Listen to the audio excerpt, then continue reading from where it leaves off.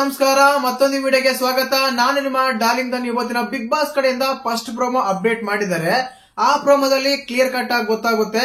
ಅಲ್ಲಿನ ಸ್ಪರ್ಧೆಗಳ ಕಂಟೆಸ್ಟೆಂಟ್ ಗಳ ಕುಟುಂಬಕ್ಕೆ ಫೋನ್ ಮಾಡಿ ಕ್ಯಾಪ್ಟನ್ ರಘು, ನಿಮ್ಮವರಿಗೆ ಒಂದು ಆರ್ಗ್ಯುಮೆಂಟ್ ಇಟ್ಟಿದ್ವಿ, ಸ್ಪರ್ಧಾ ಮನೋಭಾವ ಇಟ್ಟಿದ್ವಿ, ಅದರ ಸ್ಪರ್ಧೆಗೆ ಮಾತಾಡೋದ್ರಲ್ಲಿ ನಿಮ್ಮವ್ರು ಸೋತಿದ್ದಾರೆ, ಅವ್ರನ್ನ ಅವ್ರು ಡಿಫೆಂಡ್ ಮಾಡ್ಕೊಳ್ಳೋದ್ರಲ್ಲಿ ಎಲ್ಲೋ ಲಾಸ್ ಆಗಿದ್ದಾರೆ, ಆದ ಕಾರಣ ಅವರು ನಾಮಿನೇಟ್ ಆಗ್ತಾರೆ ಈ ವಾರ ಅಂತ ನಾನ್ ನಿಮ್ಗೆ ತಿಳಿಸ್ತಾ ಇದ್ದೀನಿ ಅಂತೇಳಿ ಅವರ ಕುಟುಂಬಗಳಿಗೆ ಫೋನ್ ಮಾಡಿ ತಿಳಿಸ್ತಾ ಇದ್ದಾರೆ ರಘು ಅವರು.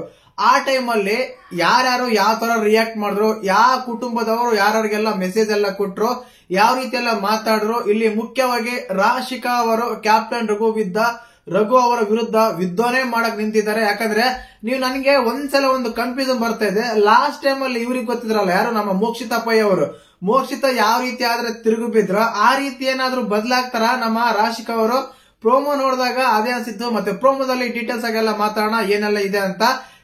ಇನ್ನೊಂದು ಮುಖ್ಯವಾಗಿ ಈ ಪ್ರೋಮೋದಲ್ಲಿ ಅಲ್ದೇನೆ ಇನ್ನು ಯಾರಿಗೆಲ್ಲ ಫೋನ್ ಕಾಲ್ ಹೋಗಿತ್ತು, ಮಿಡ್ ನೈಟ್ ಎಲ್ಲ ಏನೆಲ್ಲ ಆಯ್ತು, ಯಾರೆಲ್ಲ ಏನೆಲ್ಲ ಮಾತಾಡಿದ್ರು ಅಂತ ಎಲ್ಲ ಕಂಪ್ಲೀಟ್ ಆಗಿ ಮಾತಾಡೋಣ.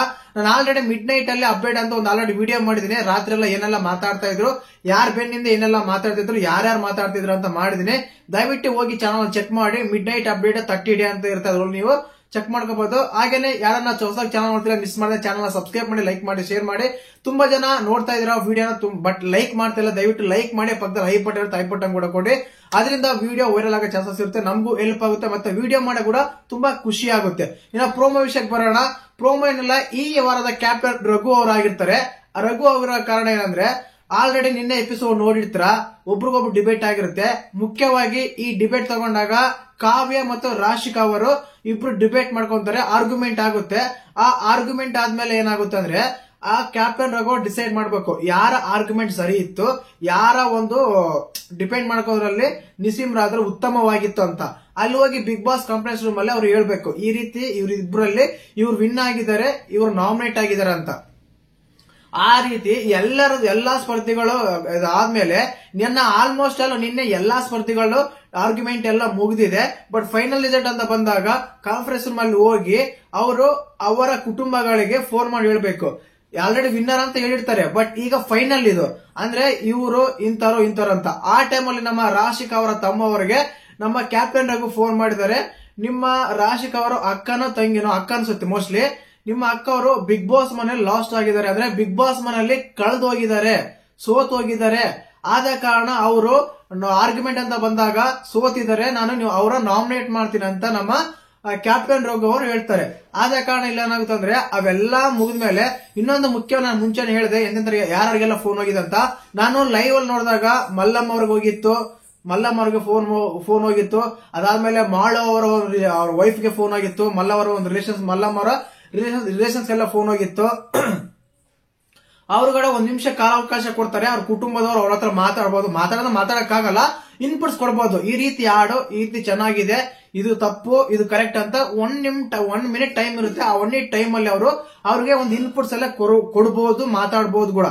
ಅದೇ ರೀತಿಯಾಗಿ ರಾಶಿಕಾ ಅವರು ತಮ್ಮ ಫೋನ್ ಮಾಡಿದಾಗ ಅವ್ರು ಮಾತಾಡ್ತಾರೆ, ಅಂದ್ರೆ ಈ ರೀತಿ ಇದೆ ಅಕ್ಕ, ಚೆನ್ನಾಗ್ ಆಡ್ತಾ ಇದೆಯಾ, ಸ್ವಲ್ಪ ಎಲ್ಲರ ಹತ್ರ ಬರೀ ಕೇವಲ ಒಬ್ಬರ ಹತ್ರ ಮಾತ್ರ ಅಲ್ಲ, ಎಲ್ಲರ ಹತ್ರ ಮಿಂಗಿಲ್ ಆಗು, ಎಲ್ಲರ ಹತ್ರ ಕಲಿ, ಎಲ್ಲರ ಹತ್ರ ಕ್ಲೋಸ್ ಆಗಿರೋ, ಎಲ್ಲರ ಹತ್ರ ಚೆನ್ನಾಗಿರೋ ಅಂತ ಹೇಳಿ ಇನ್ಪುಟ್ಸ್ ಕೊಡ್ತಾರೆ. ಬಟ್ ನಮ್ಮ ರಾಶಿಕಾ ಹೊರಗಡೆ ಬಂದ್ಮೇಲೆ ನಾನು ಏನ್ ಲಾಸ್ಟ್ ಆಗಿದ್ದೀನಿ, ನಾನು ಏನ್ ಕಳೆದು ಹೋಗಿದ್ದೀನಿ, ನಾನು ಏನ್ ಮಾಡಿದೀನಿ, ಕಂಪ್ಲೀಟ್ ಇದು ಫೇವರಿಸಂ ಮಾಡ್ತಾ ಇದೀರಾ, ಯಾಕಂದ್ರೆ ಒಬ್ರಿಗೆ ಇಂತರ್ಕೆ ಅಂತಾನೆ ನೀವು ಕೆಲವ್ರಿಗೆ ಮಾತ್ರ ನೀವು ನಾಮಿನೇಟ್ ಇಂದ ಸೇವ್ ಮಾಡ್ತೀರಾ ಅಂತ ನನ್ಗನ್ಸುತ್ತೆ. ಇಲ್ಲಿ ಫೇವರಿಸಂ ಎಲ್ಲಿಂದ ಬಂತು? ಕಂಪ್ಲೀಟ್ ಆಗಿ ಫೇವರಿಸಂ ಬಂದಿಲ್ಲ. ಆ ರೀತಿ ಫೇವರಿಸಂ ಬಂದಿದ್ರೆ ಅವ್ರು ಗಿಲ್ಲಿನ್ ಸೇವ್ ಮಾಡಬಹುದಾಗಿತ್ತು, ಧ್ರುವಂತ ಸೇವ್ ಮಾಡಬಹುದಾಗಿತ್ತು, ಅದೇ ರೀತಿಯಾಗಿ ನಮ್ಮ ಅಶ್ವಿನಿಗಳು ಸೇವ್ ಮಾಡಬಹುದಾಗಿತ್ತು. ಸಾರಿ, ಅಶ್ವಿನಿಗಳು ಸೇವ್ ಮಾಡಲು ಬಿಟ್ಬಿಡಿ, ಫಸ್ಟ್ ಇಂದ ಸ್ವಲ್ಪ ಡಿಸ್ಕುಮ್ ಇದೆ, ಆದ್ರಿಂದ ಅವ್ರು ಸೇವ್ ಮಾಡಲ್ಲ.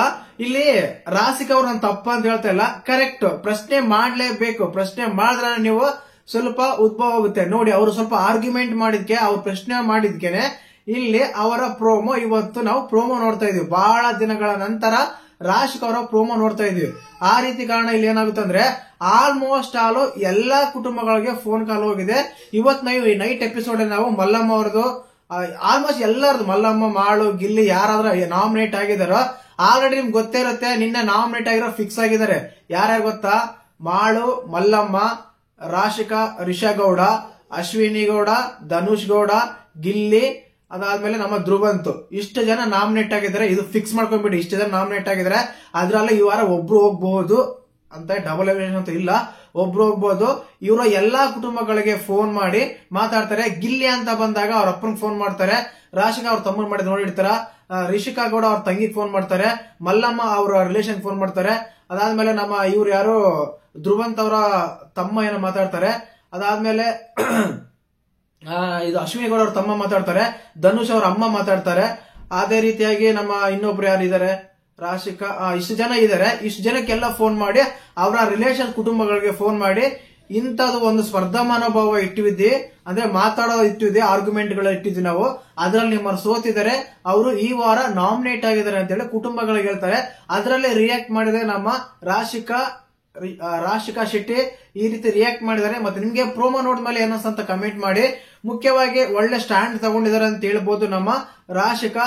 ಯಾಕಂದ್ರೆ ನೀವು ಫೇವರಿಸಮ್ ಮಾಡ್ತಾ ಇದ್ರ ಅಂತ, ಅದು ನನ್ನ ಇಷ್ಟ, ನಾನು ಕರೆಕ್ಟ್ ಆಗಿ ತಗೊಂಡಿದ್ದೀನಿ, ನಾನು ಯಾರಿಗೂ ಫೇವರಿಸಮ್ ಮಾಡಿಲ್ಲ, ಓಯ್ ಅಂತಿರ್ತಾನೆ. ಆ ಕಾರಣಕ್ಕೇನೆ ಅವರು ಆ ರೀತಿ ಹೋಗು ಬಾ ನೀನು ಅವನು ಅಂತೆಲ್ಲ ಮಾತಾಡಬೇಡ, ನೀನ್ ಕರೆಕ್ಟ್ ಆಗಿ ಮಾತಾಡು, ಕರೆಕ್ಟ್ ಆಗಿರೋ ಅಂತ ಹೇಳಿ ಆರ್ಗ್ಯುಮೆಂಟ್ ಎಲ್ಲ ಮಾಡ್ತಾರೆ. ಸರಿ ಇದೆ, ಒಳ್ಳೆ ಟೈಮ್ ಅಲ್ಲಿ ಒಳ್ಳೆ ಸ್ಟ್ಯಾಂಡ್ ತಗೊಂಡಿದ್ದಾರೆ ರಾಶಿಕಾ ಶೆಟ್ಟಿ ಅಂತ ಹೇಳ್ಬೋದು. ಕಂಪ್ಲೀಟ್ ಆಗಿ ಗುಡ್ ಡಿಸಿಷನ್ ಅಂತ ಹೇಳ್ಬೋದು. ಇಲ್ಲಿ ಕಾವ್ಯ ಅವರು ಸೇವ್ ಆಗಿರ್ತಾರೆ, ಆದ ಕಾರಣ ಇವರಿಬ್ಬರು ನಡುವೆ ವಾದ ಆಗಿರುತ್ತೆ.